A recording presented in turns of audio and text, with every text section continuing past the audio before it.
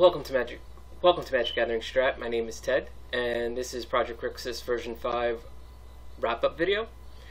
And well, if you watched the gameplay videos, you can see that the deck did quite well in those. Of the 4 games that I recorded for, recorded and uploaded, we went 3-1, which is pretty amazing. Keep in mind that I played more games than those 4. But overall, the deck has done much better since the addition of Serum Visions, and even this latest, just the extra Serum Visions and Snapcaster have helped. If I recall correctly, I didn't get to use Snapcaster that much. There is only one in the deck, so keep that in mind. The deck is still quite a work in progress, but it's starting to feel, I think, really what a Delver deck should feel like.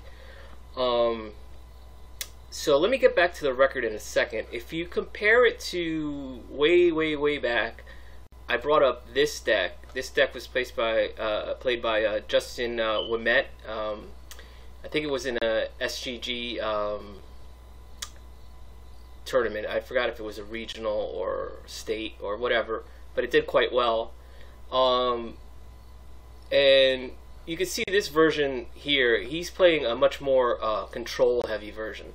So he's got 3 remands, he's got Spell Pierce and Spell Snares. He's playing a full complement of probes.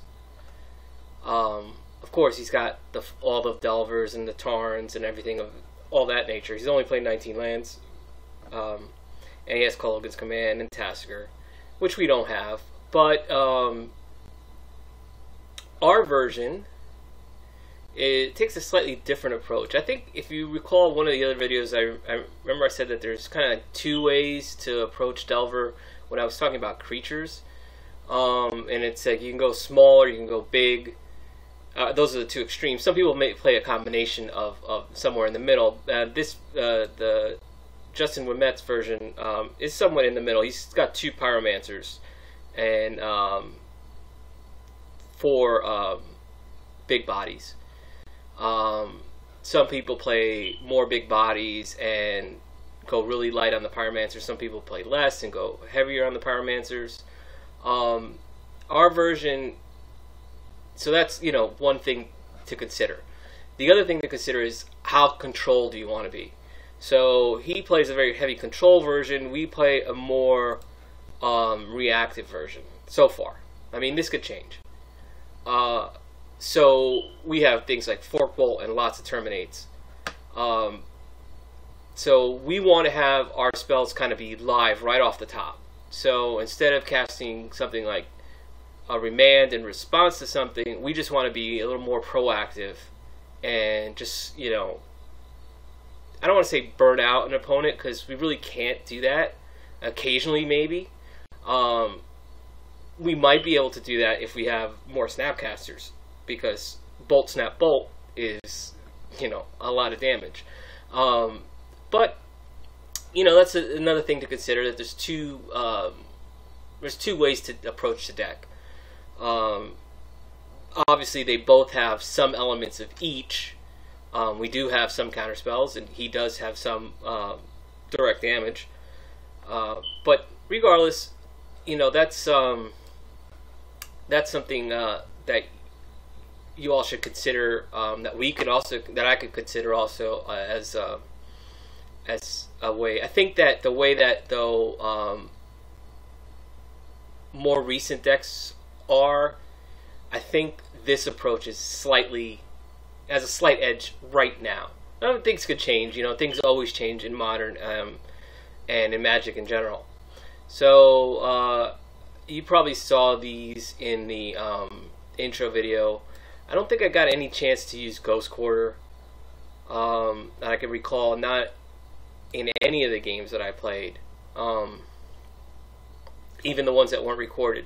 So getting back to that, 3-1 in the 4 videos. We played I record as many as I can. Sometimes the recordings just turn out bad.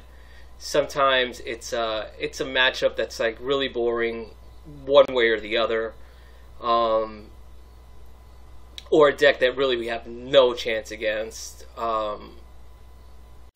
not that I don't want to show those losses, but it just becomes tedious to watch when you're just totally helpless. And I try to include a variety of matches. Some of them, obviously, there's a lot of Grixis decks out there, and there's a lot of Jund decks out there. So those tend to burn. Those tend to crop up more, and of course they get more airplay just by sheer volume. But overall, I played about 10 games, and I think the deck went either, maybe it was 11. I think it went either right around 500. It was either 4 wins, 5 losses, or 5 and 5, or maybe it was 4 and 6, something of that nature. Probably 4 and 6. I know that we lost 2 matches, or I lost 2 matches to Soul Sisters Norin, which is like a nightmare matchup for me right now. And it's just, sometimes you play a deck and it's just like you just sit there and you're just doing weird things all the time, and there's nothing we can do. We can't react to it. We can't. We're just basically just sitting there watching. I don't mind playing against combo decks or something like Storm, but some decks just, it's just whatever. I was very happy we beat Elves, which is usually kind of tough for me. I played a match against Scapeshift, which I won a game, but lost the match. And I also played another match against Scapeshift where I actually won the match. I don't think he was playing a full-on Scapeshift version, but it was a good game. We won 3 matches, but a Vampiric Link on an Angler fairly early secured the Game 3 win. So that was nice. Plus a couple of fortunate duresses that stripped out his Scapeshift. So, got lucky, basically. But Scapeshift is still a tough match. Let's see, what are the decks that I lost to? I lost to Jeskai Control. I lost to... what else? The 2 Norin decks. 2 different Norin decks. I lost a game to...